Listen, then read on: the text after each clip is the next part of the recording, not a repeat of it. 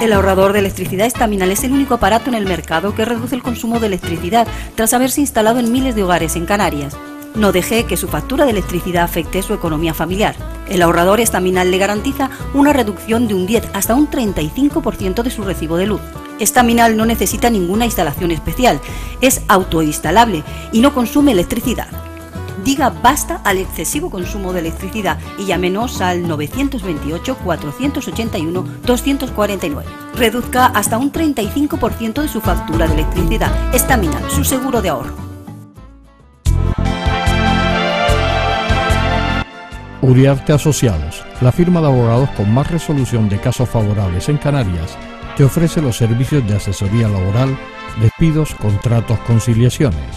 En civil, divorcios, convenios, reguladores y mercantil, administración concursal y arbitrajes. Uriarte Asociados, dirigido a empresas 100% éxito en descuelgue de convenios colectivos, únicos en España en la eliminación del IBI, cláusula suelo consiguiendo devolución de lo pagado de más, reclamación preferente SISUAP.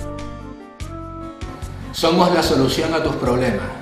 Visítanos en Triana 84 segundo G o llámanos al 928-362-121 o al 697-457-706. Uriarte Asociados.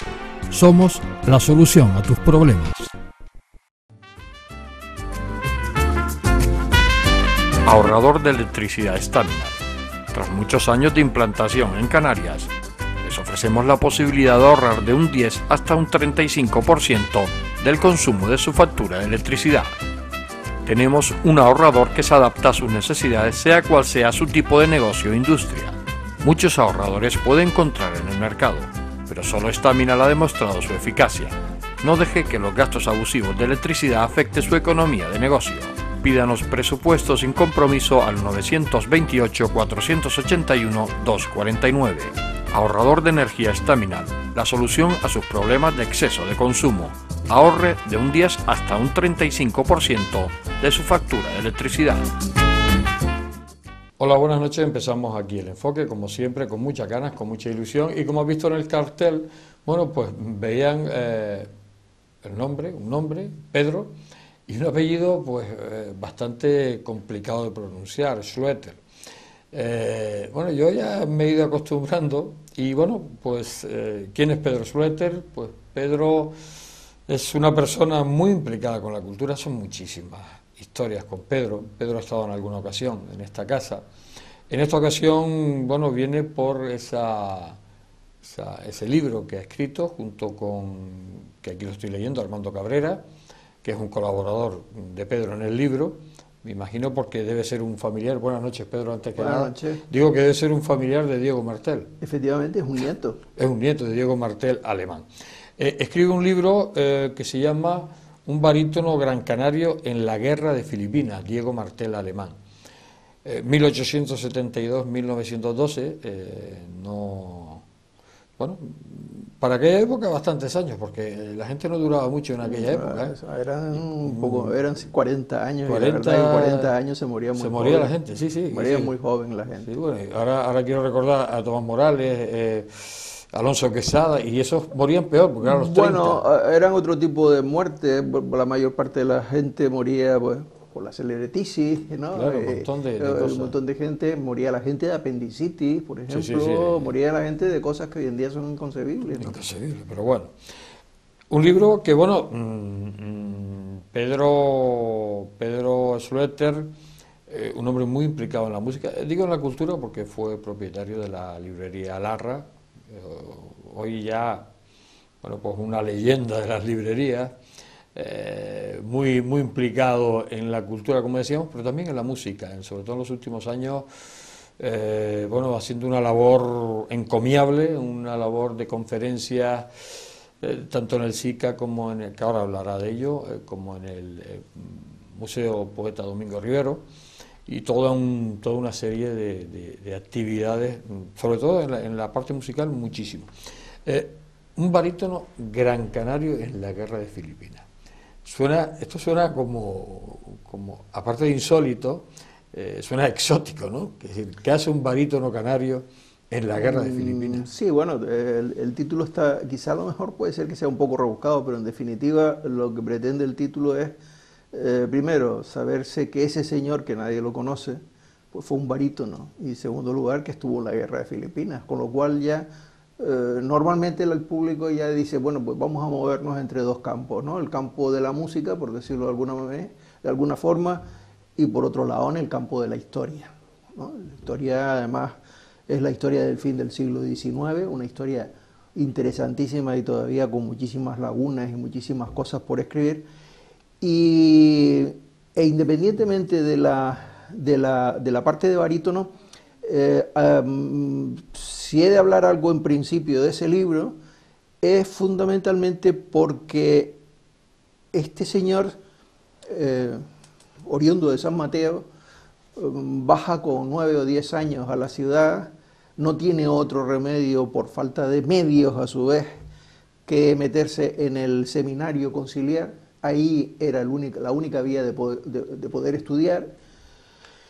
Y luego, en un momento determinado, si el individuo demostraba pues una cierta inclinación de carácter religioso, pues seguía la carrera, pero si no, pues siempre tenía opción a tomar otras vías, ¿no? Él, en este caso, aunque es una persona tremendamente religiosa, cosa que se ve a lo largo de la obra, llega un momento en que, por circunstancias económicas, por subir un poco su nivel de vida dentro de lo que era la sociedad de entonces en Gran Canaria, a pesar de que él se movía ya y se codeaba ya con muchísima gente, con 20 y pocos años, de la Sociedad Filarmónica o Mesa de León, el señor Mesa de León, que era digamos, el presidente de la Sociedad Filarmónica, y un conjunto de personajes de aquella época, lo cual hace presumir que este señor pues estaba muy bien relacionado.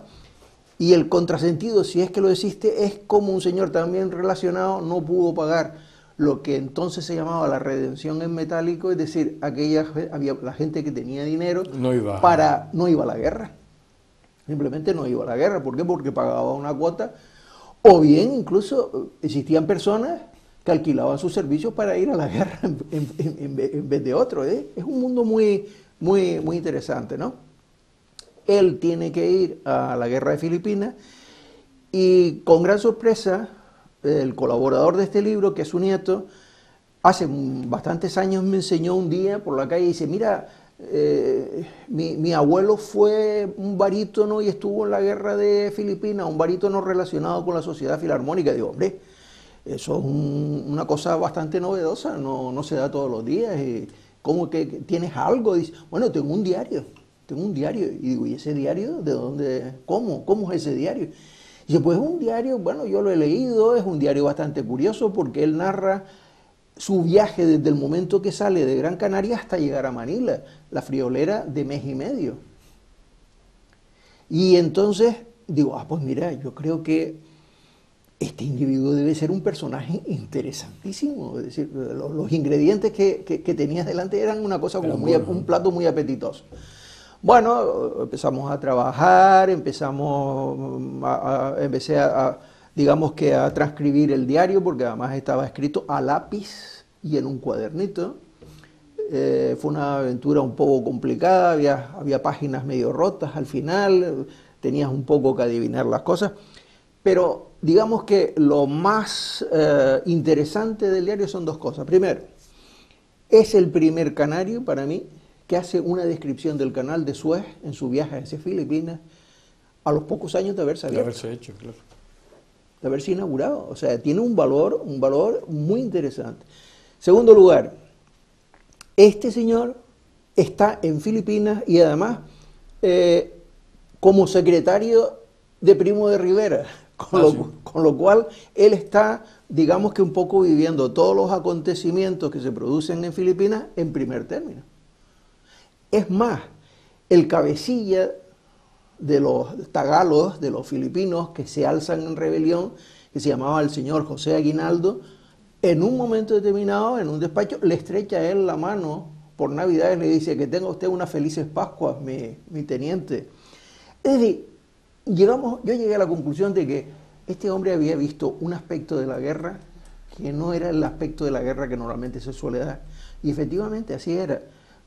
Te encuentras detalles, te encuentras el hambre que están pasando durante el asedio, en donde comen lo indecible, ratas, cosas por el estilo, y luego la miseria con la que tiene que retornar a Gran Canaria, porque en cartas que le manda a su hermano dice: cuando llegue a Barcelona, hazme un giro, porque no tengo sino unos harapos encima, que son los con los que estoy saliendo de Manila.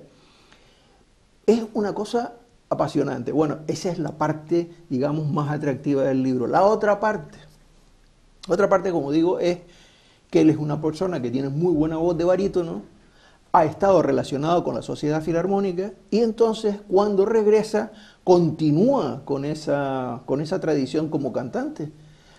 Y volviendo otra vez al seno de la Sociedad Filarmónica, porque se hace directivo, pues llega incluso a ser el barítono principal de los estrenos de las diferentes zarzuelas del maestro Tejera, que es pues un poco, yo qué sé, el no va más del momento, ¿no? O sea que no era una persona que tenía una vocecita así un poco para salir del montón, sino que estaba... Su relación también muy interesante, pues incluso hasta con figuras de ese momento. Él coincide aquí en Gran Canaria justamente en los años en que Camilo Saint-Saëns, el compositor francés, viene a Gran Canaria. Es amigo suyo, hombre, amigo, conocido. En una célebre foto que hay de una parranda en la playa de La Laja, en donde se ven unos individuos que han estado comiendo su caldo de pescado y pegándose sus buenas copas, pues después está un poco la parranda. Camilo Saint-Saëns aparece en el grupo con la guitarra, y este hombre, Diego Martel Alemán, aparece en la foto, lo cual quiere decir que hubo una relación bastante. Y por si tuviésemos todavía que echar en falta algo, por decirlo de alguna manera, este señor es un ejemplo de actividad. Es un ejemplo de actividad, primero, vivió 40 años, salió prácticamente de la nada, llega a Filipinas, es miembro de la Sociedad Filarmónica, y en un momento determinado se va a hacer negocios, que era como entonces se hablaba de las cosas comerciales, a Fernando Po. Incluso hay unos recortes interesantísimos en revistas de la época en donde intervienen en el primer meeting que se hace en Santa Isabel con motivo de las reivindicaciones de los cosecheros de cacao de ese entonces para que se les pague mucho más. Porque en ese instante hay que tener en cuenta que el cacao que venía del Caribe ha dejado de venir porque se ha perdido ya... Claro, las colonias. Se han perdido las colonias. Y entonces, pues por lo visto tenían una serie de aranceles, una serie de impuestos que lo gravaban en exceso, y entonces él interviene en todo ese tipo de cosas. Ya luego se casa... viene a Gran Canaria.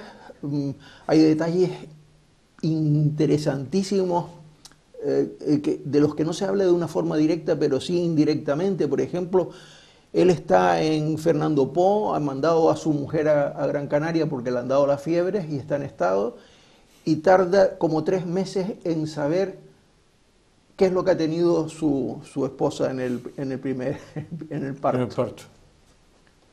Y en un momento determinado recibe un telegrama, y cuando contesta ese telegrama dice: por favor, no me envíen este telegrama vía tal sitio porque tarda 1 mes en llegar. Un telegrama. Hace comercio, le mandan ropa de niño chico desde Las Palmas y él la vende en Fernando Po. Esos eran sus negocios. Pero independientemente de todo eso, es un retrato, a mi modo de ver, el libro a través de esta persona, es un retrato de una sociedad, la de finales del siglo XIX, en donde habían unas penurias horrorosas, porque entre otros motivos que ha registrado, por la sencilla razón de que un hermano suyo tiene que emigrar a Buenos Aires para poderse mantener, y de camino, cuando ve que incluso a él le empiezan a ir mal las cosas, dice: tú no te preocupes, que cuando yo me asiente en Buenos Aires, yo traeré a toda mi familia para acá. O sea que se vive un conjunto de cosas que no es normal. Eso es lo que en definitiva tiene ese libro. Además, está hecho no está hecho en novela, sino un poco en relato histórico, ¿no? Bueno, es una historia seminovelada en tanto en cuanto nos nutrimos de la correspondencia existente, de las notas de los diarios, es decir, que es como si estuviera una cosa narrada en primera persona a través de él, ¿no? O sea que, y bueno, esto se presentaba hace muy poco. Sí, bueno, ya lleva algún tiempo presentado, sus 2 o 3 meses quizás. Pero, ¿Y cómo ha ido el libro? Bueno, yo no tengo noticias todavía, sinceramente no te puedo decir, no tengo noticias. Solo editorial, Si no hay noticias quiere decir que no hay malas noticias. No hay malas noticias, de momento. Además es la editorial Begging Books, sí. Y dentro de la colección Sí, la colección se llama Los Coincidentes. Es una colección que responde a una página, se llama Los Coincidentes, que está teniendo bastante éxito actualmente y que se ha hecho para, digamos que, incluir la obra que está escribiendo y los artículos que escribe Tomás Rivero, que es un gran compañero y amigo, y entonces pues da pie en esa obra, en esa página, a que se comenten las cosas que se escriben y cosas de ese tipo, ¿no? Y como da la casualidad de que las primeras novelas suyas habían aparecido precisamente en esta editorial con esa colección Los Coincidentes, pues él me ofreció la posibilidad de hacer esa más la siguiente que tenemos pensado presentar probablemente a finales de junio. Y que va a ser, a mi juicio, una novedad muy interesante porque todos sabemos que don Domingo J. Navarro escribió Los Recuerdos de un Noventón. Sí. Pero lo que prácticamente la gente ignora es que antes de eso, Los Recuerdos de un Noventón están editados en el 1898, 2 años antes, él escribe o publica, edita, mejor dicho, un título que se llama Aspectos sanitarios de la ciudad de Las Palmas. O condiciones sanitarias de la ciudad de Las Palmas, que es un poco el antecedente después de Los Recuerdos de un Noventón. Amigo, pues ya nos hemos enterado algo más. Vamos a hacer una pausa. Estamos hablando de Pedro Schlueter, hemos hablado de este libro, un barítono gran canario en la guerra de Filipinas, y vamos a seguir hablando con él, pero dentro de un segundo.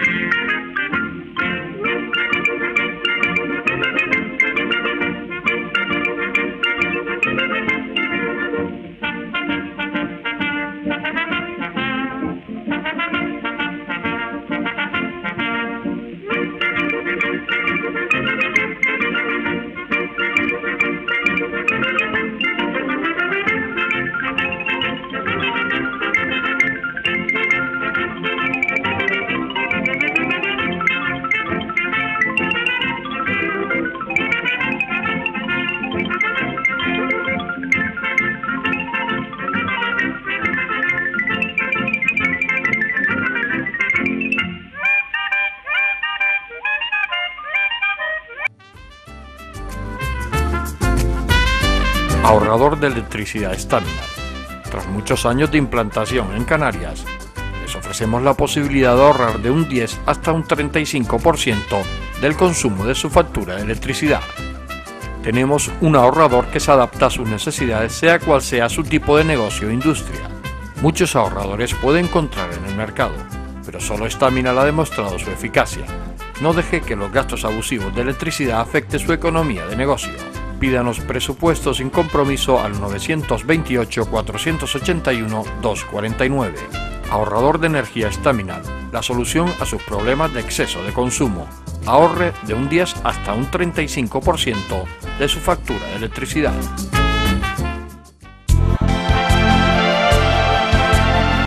Uriarte Asociados, la firma de abogados con más resolución de casos favorables en Canarias, te ofrece los servicios de asesoría laboral, despidos, contratos, conciliaciones, en civil, divorcios, convenios, reguladores y mercantil, administración concursal y arbitrajes. Uriarte Asociados, dirigido a empresas 100% éxito en descuelgue de convenios colectivos, únicos en España en la eliminación del IBI, cláusula suelo consiguiendo devolución de lo pagado de más, reclamación preferente SISUAP.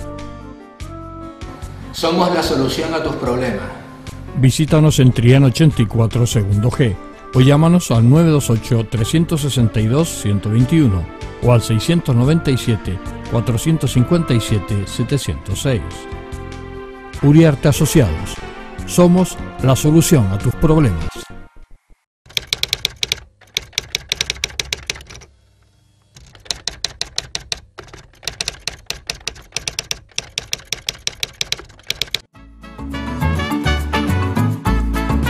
El ahorrador de electricidad Staminal es el único aparato en el mercado que reduce el consumo de electricidad tras haberse instalado en miles de hogares en Canarias. No deje que su factura de electricidad afecte su economía familiar. El ahorrador Staminal le garantiza una reducción de un 10 hasta un 35% de su recibo de luz. Staminal no necesita ninguna instalación especial, es autoinstalable y no consume electricidad. Diga basta al excesivo consumo de electricidad y llámenos al 928-481-249. Reduzca hasta un 35% de su factura de electricidad. Staminal, su seguro de ahorro. Seguimos aquí en el enfoque y en este especial que hemos hecho a Pedro Schlueter, sobre todo, como decíamos, con tanta actividad cultural, porque además uno de los temas, yo lo decía al principio del programa, el tema de la música. Has hecho muchísimas cosas, Pedro, porque además porque tu vida es extensa en el tema literario, en el tema cultural.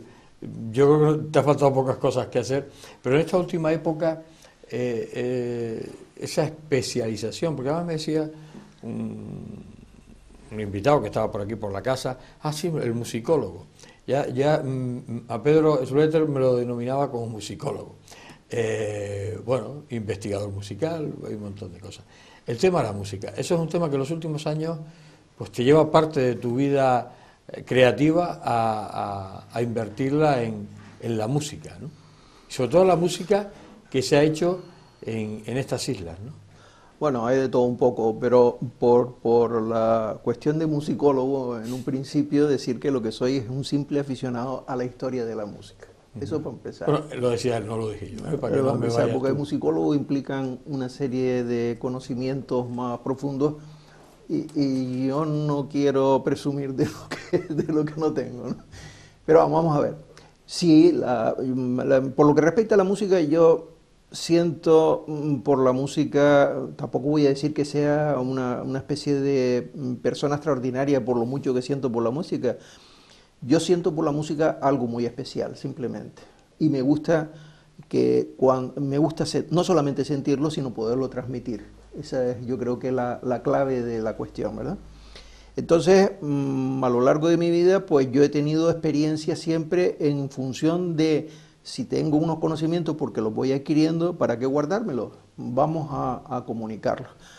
Yo empecé hace muchos años con un programa dominical, un programa dominical en Radio ECA. En radio, pero también estuviste en televisión. Promocionando la música clásica. Estuve en televisión española durante 2 años y medio en un programa que se llamaba El Arte de Vivir, dirigido por Luis Calvo Teixeira, que hace precisamente menos de una semana acaba de morir. A mí en ese programa de televisión, en donde tenía no solamente que hacer guionista, localizador de lugares donde sabía que rodarse, asistir al montaje de las diferentes, porque entonces se hacía todo en película, a los montajes, poner la música, combinándola con lo que eran las imágenes y todo eso, me enseñó un mundo insospechado, es decir, un mundo realmente increíble. Y ese mundo increíble es el que de alguna forma yo, a la larga, he tratado de llevar a lo que es el campo de las conferencias musicales. Conferencias musicales a la gente al principio les puede sonar como a tabarra, rollo impresionante que no hay quien se lo trague, ¿no? Porque eso de, como a mí me ha ocurrido, es llegar a un lugar donde decía, fulano te va a dar una conferencia sobre la jalea real. Bueno, pues muy bien, pues a mí me interesa el asunto de la jalea real, pues vamos a oír. Y entonces ves que se te sienta un señor y te empieza bla, bla, bla, bla, bla, bla. Bueno, es una heroicidad no haber desconectado con ese señor, y no lo digo por el tema, ni por ningún señor en concreto. Antes de 5 o 6 minutos ya tú estás pensando en lo que vas a hacer al día siguiente, ya estás pensando tu mente está trabajando en otro tipo de cosas. Sí. Y para mí es una de las grandes preocupaciones con las conferencias. De ahí que en un principio, pues sí, fueran unas conferencias más, como diría yo, como más primitivas en el sentido de lo que es una conferencia, pero a medida que iba avanzando en dar esa muestra de música al público, pues me fui dando cuenta de que el público necesitaba algo más. Es decir, que era como si me estuviese pidiendo que yo viviese la música en la escena, en el escenario, en donde yo me pongo a dar la conferencia. Y entonces eso fue lo que me fue arrastrando de tal manera que en un momento determinado, pues ya las conferencias pasaron a ser medio o del todo escenificadas, en el sentido de que yo me desdoblo en varios personajes. Está de entrada lo que es el presentador, el simple conferenciante que se coloca detrás de un atril, pero automáticamente después sitúo en lo que es el escenario una serie de puntos en donde pues hago el papel de, por ejemplo, si es un músico del que se está hablando, pues de ese músico, y si son una serie de personas relacionadas con ese músico, pues me sitúo en otro sitio.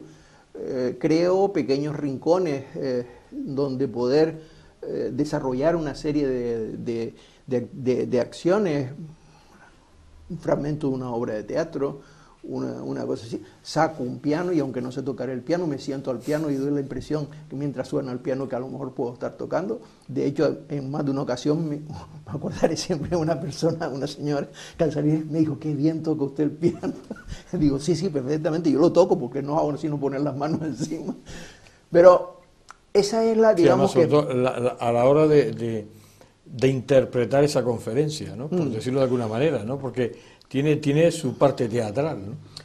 Lógicamente, porque es que yo creo que para transmitir la música de un compositor, X, el que sea, parece como si fuese necesario meterte en la propia piel del compositor. Es decir, tú tienes que transmitir como compositor lo que quieres decir con la música. Y entonces yo no lo puedo hacer desde un punto de vista externo. Lo lógico es hacerlo desde el punto de vista interno, desde el punto de vista del compositor.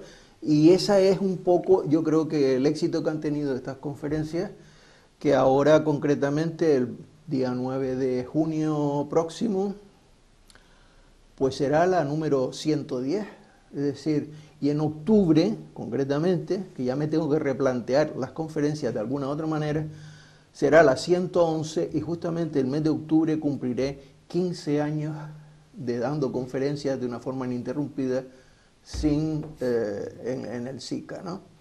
Entonces, ya tengo unos años, tengo que plantearme las cosas de otra manera y sobre todo tengo una gran ilusión que es publicar 4 libros en los que estoy trabajando a la vez y que no me dejan poderlos terminar.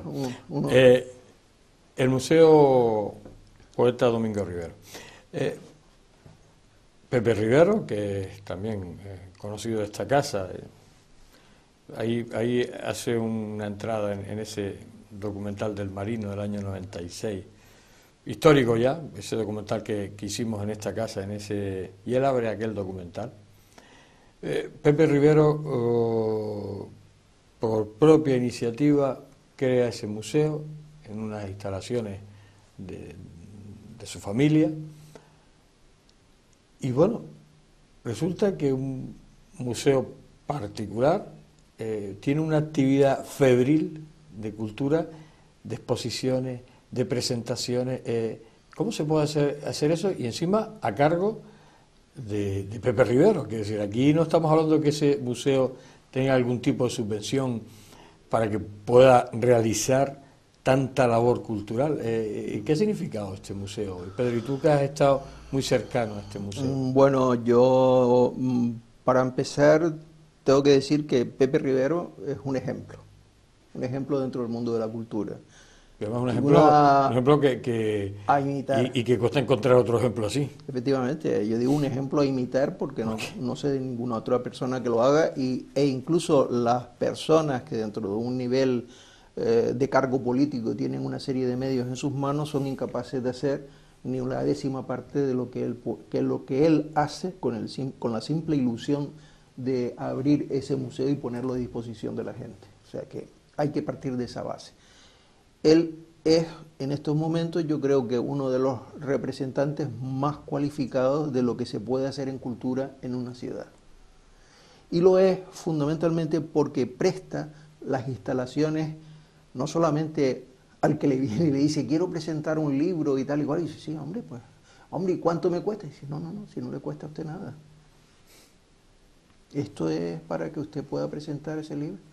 Y entonces lo maravilloso de este caso, de Pepe, es ver cómo ese museo, no diariamente, pero de lunes a viernes, pues hay veces que tiene 3, 4 actividades, 2 presentaciones de libros. Nosotros, digo nosotros porque aquí entra a formar parte de una asociación que se llama el Real de las Tres Palmas, le hemos creado, nos ha dejado crear dentro del museo una cosa que se llama los lunes culturales. Entonces la gente ya echan falta si hay un lunes cultural que no tiene lugar, ¿no? Entonces, pues nos encontramos que, bueno, que hay en este, él me dice a mí, Pepe me dice a mí, dice, a lo largo de la mañana del lunes tocan en el telefonillo abajo muchas personas preguntando, ¿y esta tarde qué es lo que hay? O sea, ¿qué es lo que se ha creado? ¿Qué es lo que se ha creado? Un hábito, una especie de gusto magnífico por la cultura. ¿Quién ha dado la posibilidad de que se cree ese hábito? Pepe Rivero y el museo. Ese museo que está abierto al público. Ese museo que es en honor de su abuelo, el gran poeta Domingo Rivero.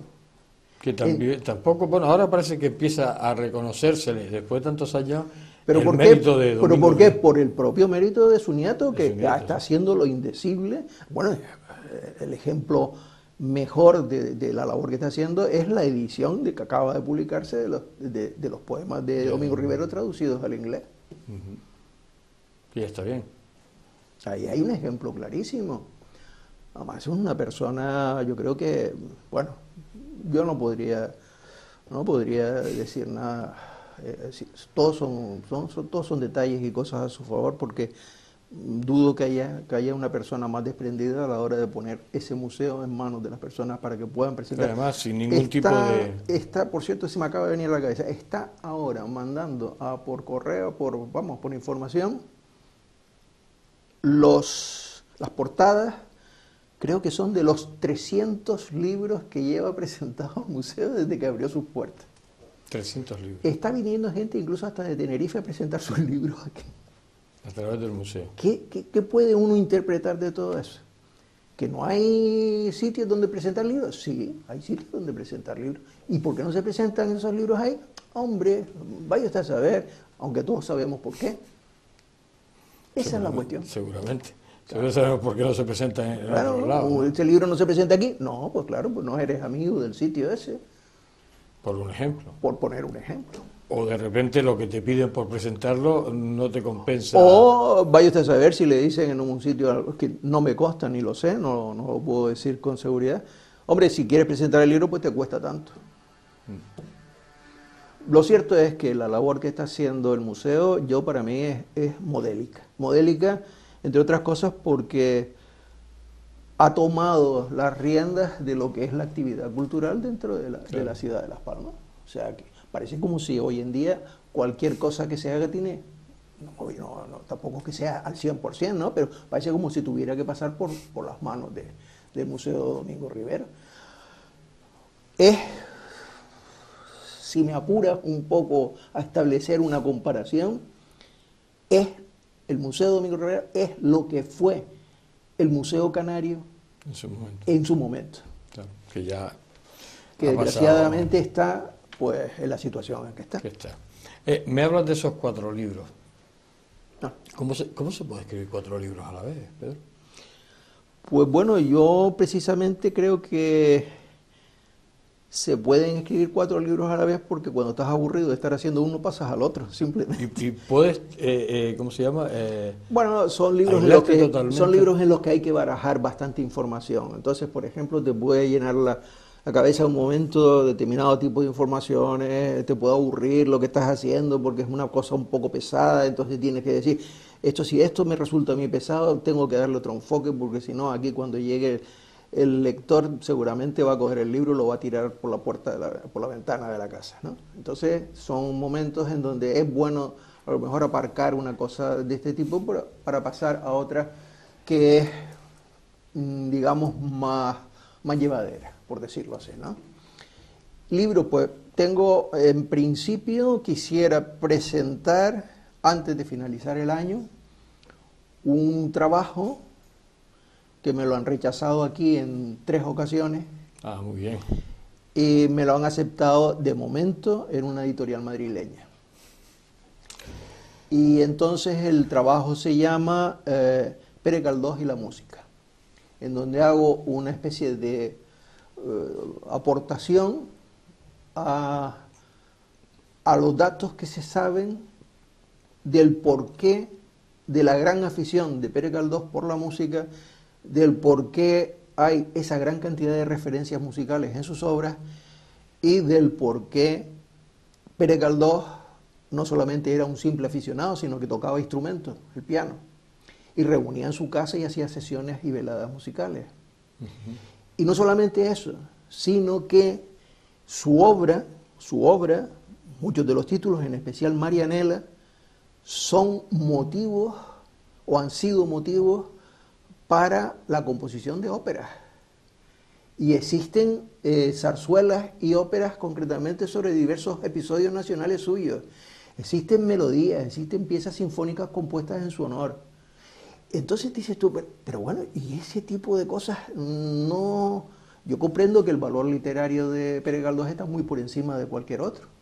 A pesar de que claro, pero ese tipo de cosas pueden ser curiosidades. Pero ayudan a comprender a un autor como él. Vamos a hacer un segundo alto en el camino. Estamos hablando con Pedro Schlueter. Estamos hablando de esa actividad de Pedro, empezando con este libro y terminando, bueno, pues con otro libro, con 4 libros, por si tenía poco trabajo, que ahora seguiremos hablando de ello. Hacemos la pausa, enseguida estamos con ustedes.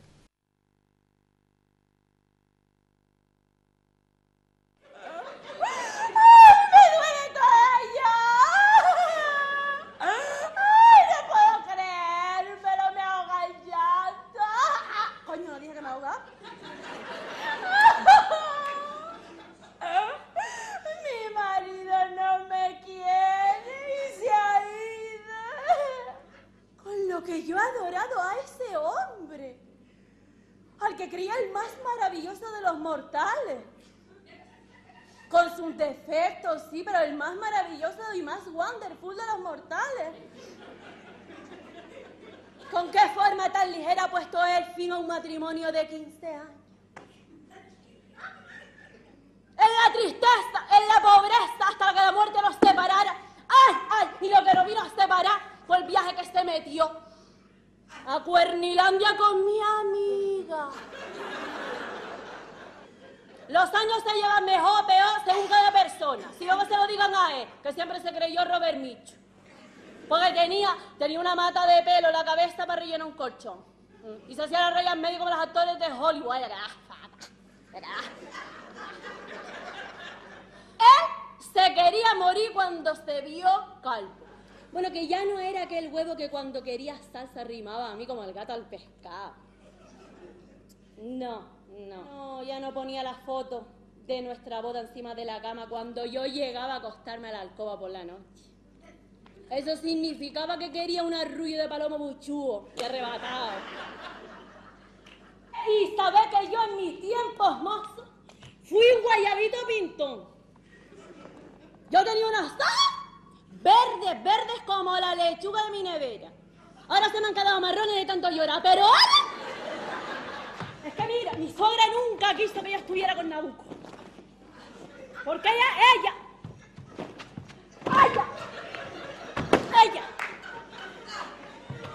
lo que quería es que su hijo se casara con Carmencita, como la del azafrán, porque tenía tierras en Sevilla.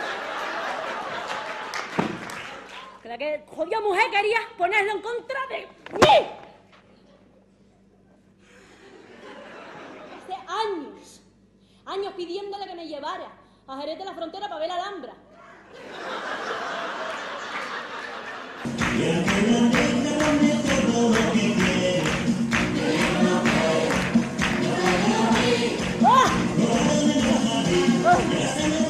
Arriba, derecho, izquierda, a ver, ¿lo ves arriba? Muy bien, a mí me gusta que me hagan caso a la primera. Subimos los brazos, ahí estiramos para tocar el universo. Sentimos como en la frente cae un rayo de luz. En el tercer ojo. Ah, estupendo. Sobre todo el lumbago, ¿verdad? ¡Ah! A mí lo del lumbago lo que me deja, pero lisita. ¡Ay, qué maravilla! A vivir, que son 2 días. ¡A vivir! ¡Música!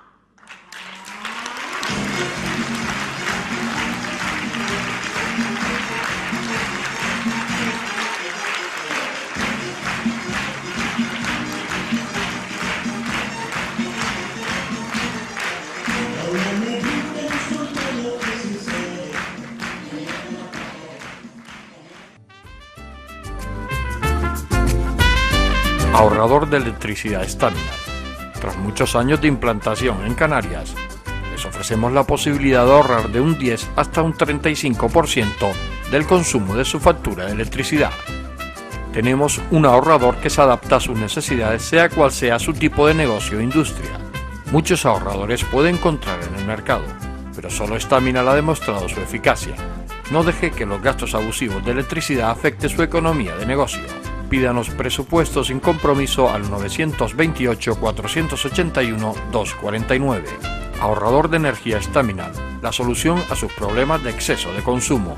Ahorre de un 10 hasta un 35% de su factura de electricidad.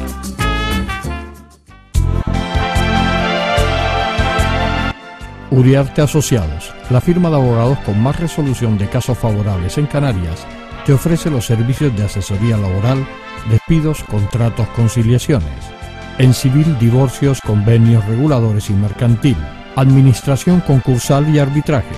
Uriarte Asociados, dirigido a empresas 100% éxito en descuelgue de convenios colectivos, únicos en España en la eliminación del IBI, cláusula suelo consiguiendo devolución de lo pagado de más, reclamación preferente SISUAP. Somos la solución a tus problemas. Visítanos en Triana 84 segundo G o llámanos al 928-362-121 o al 697-457-706. Uriarte Asociados.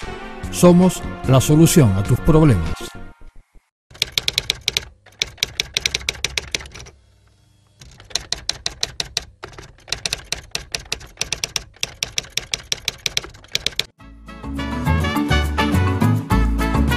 El ahorrador de electricidad Staminal es el único aparato en el mercado que reduce el consumo de electricidad tras haberse instalado en miles de hogares en Canarias. No deje que su factura de electricidad afecte su economía familiar. El ahorrador Staminal le garantiza una reducción de un 10 hasta un 35% de su recibo de luz. Staminal no necesita ninguna instalación especial, es autoinstalable y no consume electricidad. Diga basta al excesivo consumo de electricidad y llámenos al 928-481-249. Reduzca hasta un 35% de su factura de electricidad. Staminal, su seguro de ahorro. Llegamos a esta parte final de este enfoque dedicado a Pedro Schlueter, sobre todo porque queríamos dedicarlo a Pedro. ¿Por qué? Porque igual que él está hablando de ese museo poeta Domingo Rivero, Pedro, como lo estamos escuchando, lleva 15 años dando conferencias en el SICA, lleva los lunes culturales en el museo, publica un libro, está preparando otro. Yo no sé lo que ha hecho él a lo largo de su vida por la cultura.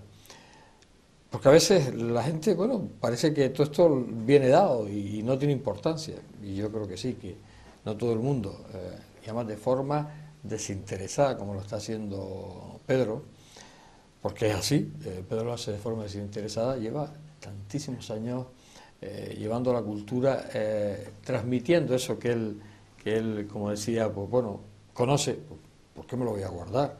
Pues voy a transmitirlo. Y muchísimas cosas que la gente se ha enterado gracias a esa labor de investigación de Pedro, sobre todo en el tema musical, muchísimo que ha investigado, y bueno, pues hay incluso en la forma de dar esas conferencias sobre música en el SICA, que prácticamente las ambienta, les da otro aire, en vez de largar ese rollo, como hay muchos conferenciantes, que es el bla bla bla bla, y a los 5 minutos el que está ahí se ha ido a otra dimensión.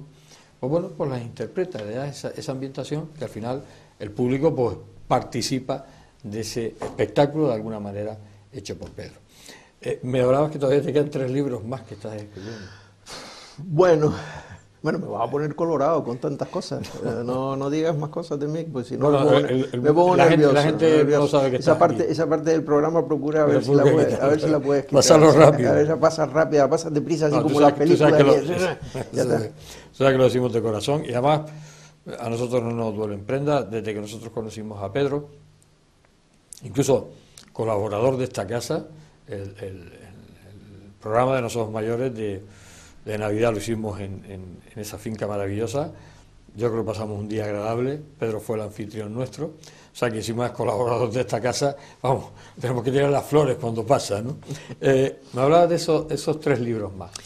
¿Siempre son libros históricos, libros de investigación, o te ha dado por escribir alguna novela o alguna cosa de esta? Bueno, vamos a ver, hay 2 géneros que los considero poco menos que imposibles porque no me siento capaz para hacerlos. Uno es el género poético y el otro es el género novelesco. Es decir, ni tengo capacidad para hacer poesía, ni tengo paciencia para escribir una novela.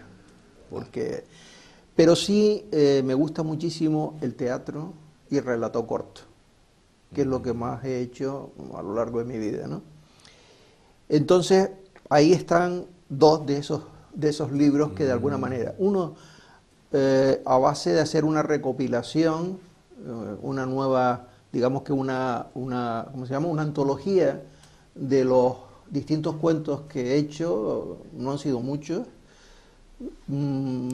a lo largo de mi vida, y a lo mejor pues eso, buscarles un denominador común a esos cuentos para que de alguna manera tengan, el que lea, no lea una cosa que se desarrolla aquí y luego otra allá y otra cosa. No, que haya una especie de relación. De hecho, algunas cosas de las que he publicado, pues por ejemplo tenían un título que lo indica todo. Uno de ellos se llamaban Cuentos Tímidos.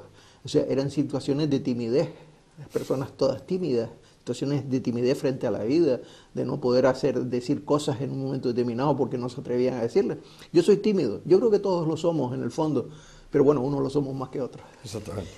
Entonces, bueno, pues algunos se les nota más que a otros. Y a algunos se les nota. Esa puede ser una cosa. La otra, pues bueno, recuperar fundamentalmente una actividad que fue por la que yo entré en el SICA a dar conferencias. Es decir, justamente el mismo año en que yo empecé, que fue en el año 2000, en ese año concretamente estrené 2 obras de teatro en el SICA. Una se llamaba 4 historias al compás de Mozart, siempre en torno a la música, como siempre, porque Mozart era el personaje que unía todas las obras entre sí, eran como 4 sketches, ¿no? Y el otro, como no también de música, pues se llamaba Escuchemos a Gershwin. Era una cosa más de comedia americana, más de comedia, pero siempre con el motivo de fondo de la música, en este caso de Gershwin. En la otra era la música de Mozart. Bueno, pues tengo ahí también otras obras. que tengo muchas notas, que he ido acumulando notas y que por falta de tiempo me gustaría decir en un día, pues me siento a ver qué es lo que sirve y lo que no sirve. Luego después nunca rompo nada, porque lo voy apartando, hago otro montón en otro lado y lo vuelvo a meter en otra caja, ¿no? Y si tengo tiempo, algún día por lo mejor miro esa otra caja otra vez. Pero bueno, esa es la cuestión. Ahora, el proyecto que sí tengo, que es sería el cuarto título y el más ambicioso de todos ellos, es una cosa en la que vengo trabajando desde hace, pues yo qué sé, la friolera desde, estamos en el 2015, pues concretamente sus 30 años largos o una cosa así. Ya estamos hablando de tiempo. Sí, todo surgió porque me encontré un detalle muy curioso, y es que había un disco que me regalaron, un disco que heredé de un tío que tenía una gran discoteca y que la heredé, y hoy en día, y esa ha sido la fuente de mis conocimientos musicales, más de 3.000 discos de aquellos antiguos de vinilo. Pues había una obra muy especial que se llamaba El empresario de las Islas Canarias. Y yo decía, una ópera, no era una ópera para empezar, era un intermedio. ¿Qué es un intermedio? Pues el intermedio era una pieza teatral, una pieza operística, por decirlo de alguna manera más clara, en 2 actos que se incluían dentro de los 2 descansos de una pieza mayor. Es decir, un señor iba a oír o a ver una pieza teatral y entonces para entretenerlo en los 2 descansos de los 3 actos les ponían una pieza para que así... Hay incluso hasta unos dibujos muy graciosos, en una representación muy graciosa, donde se ven esas representaciones de los intermedios operísticos, pero la gente pues está hablando, le está dando la espalda. Es decir, que aquello no tenía, era como si aquí en los descansos te ponen anuncios y cosas de eso. Bueno, pues el intermedio venía a ser, no exactamente esto, pero venía a ser una cosa similar, ¿no? Bueno, pues ese intermedio, que se llamaba El empresario de las Canarias, resulta que empiezo a investigar y me encuentro con que el intermedio era una pieza a la que le habían puesto música a 5 compositores del 18 italiano, entre ellos Albinoni. La pieza está perdida de él, pero sí de esos 5 he rescatado 3. Los rescaté en museos, una en Alemania, otra, y luego tuve la gran suerte también, pues me enteré en su momento que había un museo en Venecia que se llamaba la Biblioteca Marciana, que en su biblioteca guardaba todos los folletos de El empresario de las Canarias en el momento de su estreno, en Venecia y en otros sitios, ¿no? El día que yo llegué a Venecia, gracias a una ayuda que me facilitó Jerónimo Saavedra siendo presidente del gobierno autónomo, siempre se lo tendré que agradecer. Yo siempre recordaré el momento en que entré en la Biblioteca Marciana y me pedí la obra. Me trajeron como un librito así, forrado en ese cuero amarilloso apergaminado. Entonces yo lo abro y me encuentro no 1 ni 2, sino 30 folletos diferentes del empresario de las Islas Canarias hablando de quiénes lo habían interpretado, en qué momentos habían sido interpretados, en qué teatros estaban interpretados y no sé cuál. El único recuerdo que tengo de la satisfacción que me llevé fue el pensar, como pensé en aquel momento, digo, ¿y si ahora me echo a correr y me llevo esto? Cosa que no pude hacer, lógicamente. Claro, pero bueno, eso ha originado el que en estos momentos, a la búsqueda de esos compositores y a la búsqueda de ese tipo de obras, de compositores que han compuesto para las Islas Canarias o se han visto influenciados por las Islas Canarias para sus composiciones, haya reunido ya a lo largo de estos 30 años, pues la friolera de más de un centenar de compositores, algunos de ellos con más de una pieza, y lógicamente también incluyo pues no solamente la música clásica, sino en algunos casos piezas que son tan conocidas que todo el mundo ha oído hablar. Por ejemplo, sin ir más lejos, el maestro Tarrida es autor del Pasodoble y las Canarias. Todo el mundo sabe que el maestro Tarrida es el autor del Pasodoble y las Canarias, pero lo que no sabe es que tiene 14 obras más dedicadas a las Islas Canarias. Qué importante. Y esa es la importancia. O sea, que ese libro lo veremos. Hombre, yo espero verlo. Digo que lo veremos. Me tardará todavía porque no tengo ni idea del tiempo que me puede llevar. Bueno, confío en poderlo terminar algún día. Se nos ha acabado el tiempo. Podríamos estar hablando con Pedro muchísimo, muchísimo, además sobre todo porque se ilumina, es decir, que hablar de música, hablar de cultura, yo creo que es toda su vida la ha dedicado a eso, y no le voy a decir más cosas tal, porque me va a decir que pase rápido la película. Pedro Schlueter, gracias por estar aquí, Gracias. Desearte lo mejor, desearte que esos 4 libros, bueno, pues que vayan terminando, vayan teniendo su tiempo, que las conferencias, bueno, tú te las vas a replantear, pero de repente se te ocurre hacer otra cosa dentro de tu investigación musical y dentro de tu manera de transmitirle a la gente tus conocimientos, que yo creo que... Vamos a ver, estoy seguro que sí. En una próxima vez, pues todavía te puedo contar alguna batalla más. Por eso, que es importante, aquí no hay batallas, sino son eso que tú transmites, que a todos nos envuelve, y que yo lo he sentido en más de una ocasión con él. Pedro, gracias por todo, Gracias, desearte lo mejor y bueno, hasta la próxima, que esperemos que no tardes mucho en volver por aquí. Gracias, Muy bien, Pedro. muy bien, de nada, Bien, gracias. pues las palabras de Pedro Schlueter, hoy hemos pasado un buen rato, nos hemos enterado muchísimas cosas y bueno, es un placer tenerlo aquí y seguiremos, bueno, siempre que él nos lo permita, lo tendremos por esta casa porque lo apreciamos mucho y para nosotros alguien importante. Señores, gracias por estar ahí, les espero la semana que viene aquí en El Enfoque. Hasta siempre.